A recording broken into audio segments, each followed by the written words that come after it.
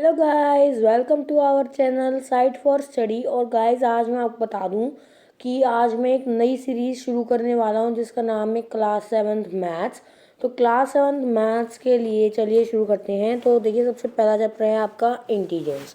सो integers का सबसे पहले हम इंट्रोडक्शन लेते हैं कि देखिए, सीधी सी बात है, इंटीजर्स क्या है कि इंटीजर्स आपके, जैसे कि आप मैथमेटिक्स के अंदर कई सारे प्रकार के नंबर्स पढ़ते हैं, उन्हीं में से देखिए कुछ प्रकार से नंबर आप 6 to 7 में पढ़ चुके हैं, जो कि कुछ इस प्रकार है: नेचुरल नंबर्स, फिर आपके होल नंबर्स, आपके फ्रैक्शंस फ्रैक्शंस और डेसिमल्स हम एक कैटेगरी में ले लेते हैं, और आपके इंटीजर्स। इन टाइप के ये नंबर्स आप पढ़ चुके हैं अपनी प्रीवियस क्लासेस में: natural, whole, fraction and integers.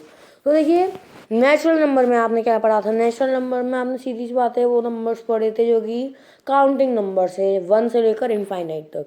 Whole numbers में आपने क्या पढ़ा था? इंक्लूड, ज़ीरो इंक्लूड कर दिया जाता है नेचुरल नंबर में, तो वो सारे होल नंबर्स हो जाते हैं। फ्रैक्शन में आप पढ़ चुके हैं part of a whole is called fraction.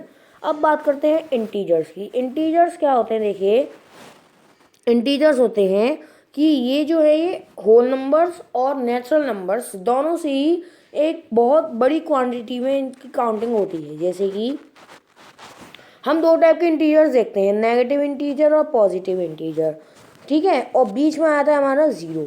In type के तीन इंटीजर्स होते हैं। देखिए, पॉजिटिव इंटीजर्स क्या होते हैं? 1 हो गया, 2 हो गया, 3 हो गया, ज़ीरो तो हमारा ज़ीरो ही है।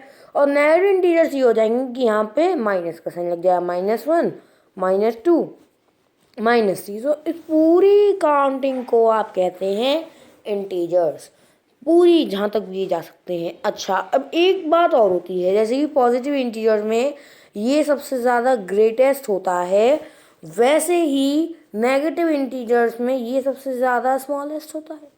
ये सबसे ज़्यादा स्मॉलेस्ट होता है नेगेटिव इंटीजर्स में। सॉरी मैंने गलती से उल्टा बता दिया आपको। नेगेटिव इंटीजर्स में -1 सबसे ज़्यादा ग्रेटेस्ट होता है, और पॉजिटिव इंटीजर्स में 1 सबसे ज़्यादा स्मॉलेस्ट होता है। इस बात को आप अच्छे से याद रखना। इसका भी अभी मैं प्रूफ भी दूंगा ऐसा क्यों होता है, तो आप समझ गए होंगे। आई होप इंटीजर्स क्या होते हैं। वैसे भी आप 6 क्लास में पढ़ चुके हैं, तो इतना ज़्यादा डीप इंट्रोडक्शन देनी है आई होप मेरे को ज़रूरत नहीं है। चलिए रिकॉल करते हैं जो हम 6 क्लास में पढ़ चुके हैं। हमने क्या पढ़ा था 6 क्लास में कि नंबर लाइन में इनको किस तरीके से रिप्रेजेंट किया जाता है। चलिए एक नंबर लाइन को मैं ड्रॉ कर लेता हूँ। ये ऐसी आपकी एक नंबर लाइन थी, उसमें ज़ीरो बीच में आता था, 1 इधर आता था, -1 इधर आता था। अच्छा, अब आपने नंबर लाइन में क्या पढ़ा है कि राइट हैंड साइड चलते हुए जो भी नंबर आएंगे वो ग्रेटर ग्रेटर ग्रेटर ग्रेटर होते चले जाएंगे। ऐसे ही अगर हम देखिए माइनस की साइड में जाते हैं, तो माइनस की साइड से हम यहाँ पे आएंगे, तो -1 इज द ग्रेटेस्ट नंबर, अपने आप ग्रेटेस्ट हो जाएगा कि नहीं? क्योंकि इसके आगे तो कोई माइनस वाला नंबर ही नहीं है, फिर तो डायरेक्ट ज़ीरो है और फिर 1 शुरू हो जाता है। तो ये सबसे ज़्यादा बड़ा हुआ कि नहीं हुआ, बताइए आप। हम इधर से चल रहे हैं, राइट हैंड साइड ही तो आए, तभी तो -1 हमारा इधर आया है ना? इसलिए -1 होता है सबसे ज़्यादा ग्रेटेस्ट। लेकिन जब हम लेफ्ट हैंड साइड चलते हैं, तो ये भी बात आपको पता है कि लेफ्ट हैंड साइड जाते हुए जो नंबर्स होते हैं वो छोटे छोटे छोटे छोटे होते चले जाते हैं। तो देखिए इसका भी अब ये देख सकते हैं कि जैसे ये नंबर लाइन मैंने अभी जो बनाई थी वही ले लेता हूँ। ये -1 हो गया, ये 1 हो गया। तो देखिए अब हम इस साइड चल रहे हैं, इस साइड जाएंगे तो पॉजिटिव इंटीजर से देखते हैं, तो इस साइड आते आते आते ये सबसे लास्ट हमारा पॉजिटिव इंटीजर हो जाएगा, फिर ज़ीरो, और फिर ये -1 शुरू हो जाता है। तो ये इसलिए हमारा स्मॉलेस्ट सबसे ज़्यादा पॉजिटिव इंटीजर होता है ना? अब इनको नंबर लाइन पर रिप्रेजेंट करने की तो कोई भी ज़्यादा बड़ी बात नहीं है। क्या करते हैं कि एक नंबर लाइन बना लेते हैं, उसमें बीच में हमारा ज़ीरो आ जाता है, इस साइड पॉजिटिव इंटीजर आ जाते हैं, इस साइड नेगेटिव इंटीजर आ जाते हैं। इस तरीके से हमने नंबर लाइन पढ़ी थी। जैसे -1 हो गया, फिर -1 के आगे भी जा सकते हैं हम, -2 हो गया, -3 हो गया, -4 हो गया, है ना? इस तरीके से हम देख सकते हैं, इनको अच्छी तरीके से आप समझ भी सकते हैं। अच्छा, तो देखते हैं। ये तो कुछ नहीं है। चलिए आगे बढ़ते हैं।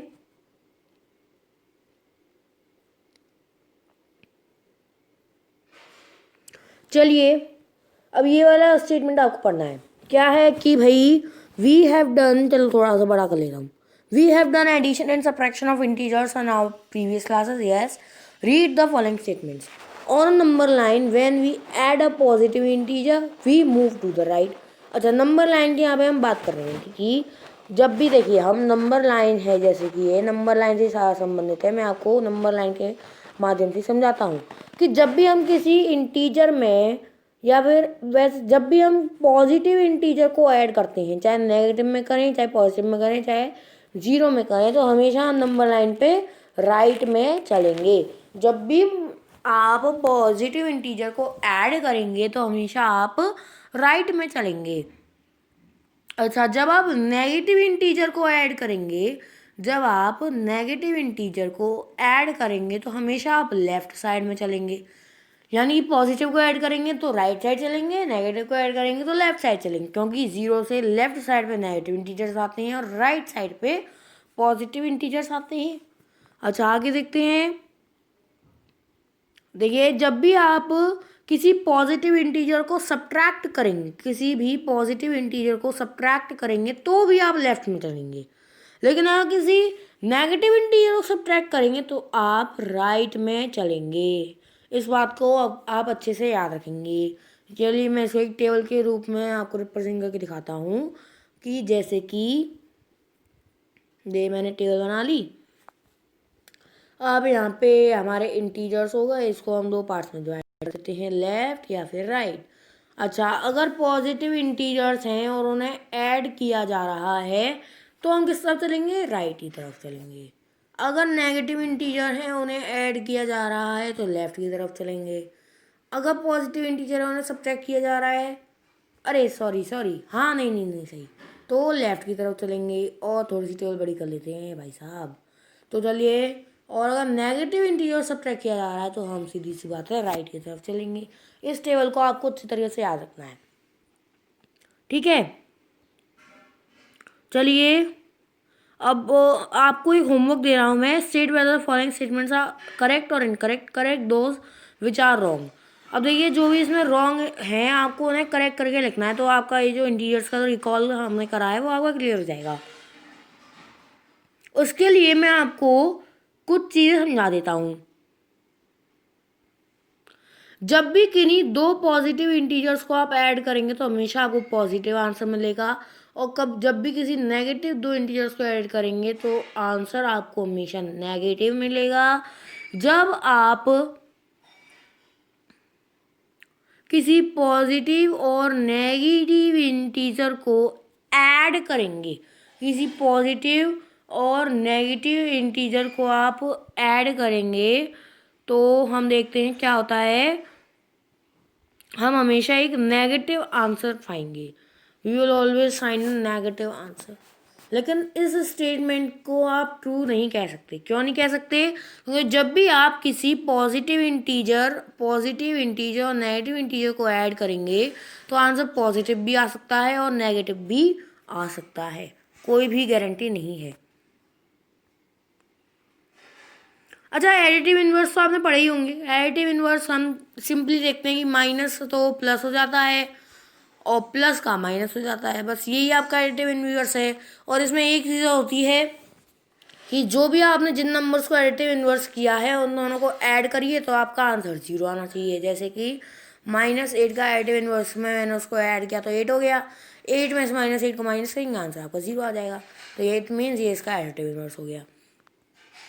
अब ये बात तो आप जानते होंगे। और अब कुछ रूल्स और हम देख लेते हैं जो कि पूरा इंटीजर होने के ऊपर बेस रहता है। Plus minus minus minus plus minus minus minus plus, फिर प्लस प्लस प्लस।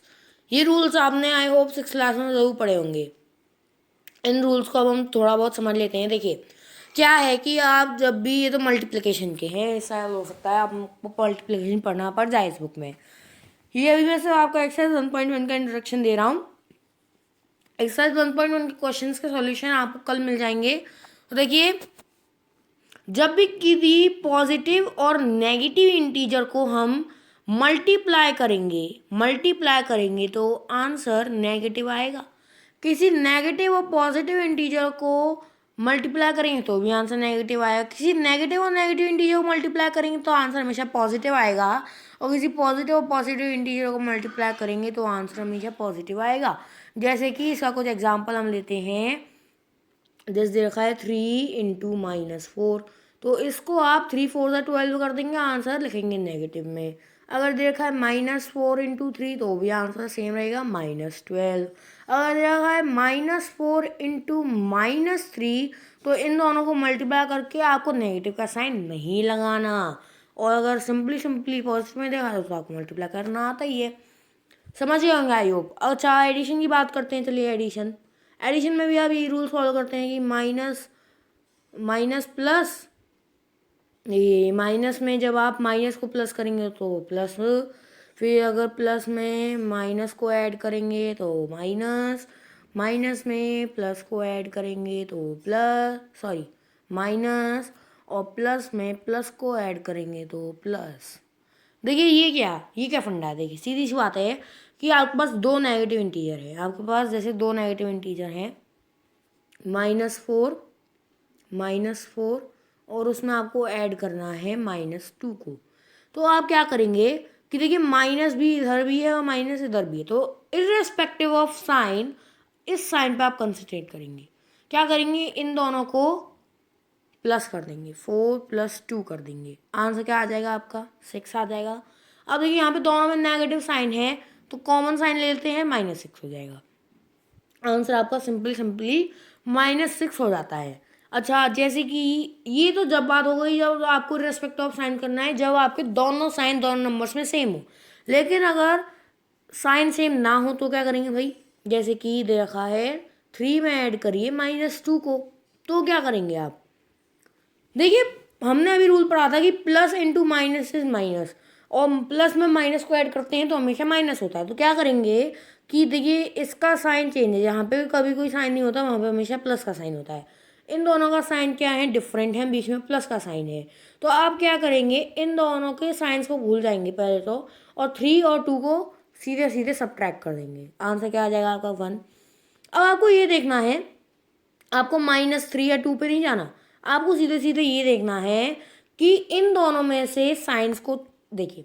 मैं फिर से समझा देता हूँ, -3 + 2, अगर इसे भी करेंगे आप तो सबसे पहले इस माइनस साइन को भूल जाइए, 3 और 2 को सब्ट्रैक्ट करिए, क्योंकि दोनों में डिफरेंट साइंस हैं। यहाँ पे हमने कोई साइन नहीं रखा, इसलिए यहाँ पे प्लस का साइन है, तो डिफरेंट साइंस हैं, तो हमें सब्ट्रैक्ट कर लेंगे, 1 आंसर आ जाएगा।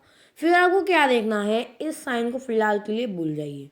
2 और 3 में से बड़ा नंबर कौन सा है, 3 इज ग्रेटर देन 2, ये बात हम जानते हैं। अब 3 पे कौन सा साइन था, माइनस का, तो यहाँ पर लगा देंगे माइनस का साइन। अगर 3 पे प्लस का साइन होता तो प्लस का साइन लग जाता, क्योंकि जिस इंटीजर पे ग्रेटर नंबर होगा, मतलब जिस इंटीजर पे ग्रेटर साइन होगा वो आ जाएगा। ठीक है, फिर आप इतना समझ होंगे, इतना ही हमने पढ़ा था मेरे ख्याल से तो 6th क्लास में। चलिए आगे बढ़ते हैं। तो इस एक्सरसाइज 1.1 को मेरे को लगता है आप कर भी सकते हैं। अगर नहीं कर पाए तो मैं आपको इसके सॉल्यूशंस कल आपको भेज दूंगा।